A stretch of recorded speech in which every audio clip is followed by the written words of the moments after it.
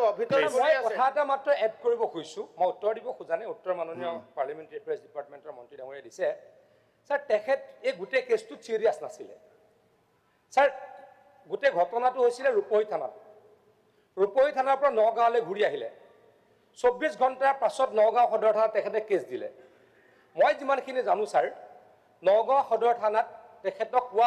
আপুনি সাফাই কেলে গায় আছে অখিল গগৈ আপুনি বোলে অখিল গগৈ বহক আপুনি সাফাই কেলে বহক তেখেতে সাফাইটো কেলে গগৈ আপুনি বহক তেখেতো জড়িত নেকি আপুনি বহক আৰে মন্ত্ৰীয়ে জবাব দিব মন্ত্ৰীয়ে জবাব ঘটনাটো তেখেত দি আছে সাফাই আপুনি বহক এইটো সাফাই কেলে দিয়ে অখিল গগৈ ডাঙৰীয়া অখিল গগৈ ডাঙৰীয়া প্লিজ অখিল গগৈ ৰেকৰ্ডত নাযাব অকল মন্ত্ৰী যাব তাৰ পাছত তেখেতটো এইটো বিভাগৰ মন্ত্ৰী নহয় প্লিজ এইটো বিভাগৰটো মন্ত্ৰী নহয় পাৰিলে ময়ো ক'ব পাৰিম আৰে অথৰাইজ দিলে চবে পাৰে বহক না প্লিজ সন্মানীয় তেওঁ নিজে লগাই মৰাইছে আমি এই বিষয়ে অলৰেডি সেইদিনাও আলোচনা কৰিছে চৰকাৰে ষ্টেটমেণ্ট দিলে আজি এডজৰ্ণমেণ্ট একশ্যন টেকিঙৰ বিষয়ে জনাইছে মই তাৰ কাৰণে হাউচ এডজৰ্ণ কৰি আলোচনা কৰাৰ মানে কিবাটো আজি দিব নোৱাৰো কাৰণ আমাৰ ৰুল 50ৰ ডিছকাশ্যন আছে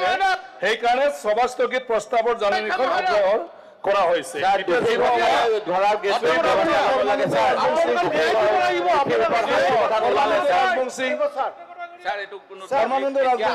একো কথাই কোৱা নাই আৰক্ষীৰ ওপৰত কি তদন্ত হ'ব এইবিলাকো কোৱা নাই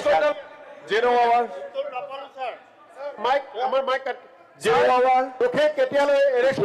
কেতিয়া গ্ৰেপ্তাৰ কৰিব আৰক্ষী বিষয়াৰ ওপৰত কেতিয়া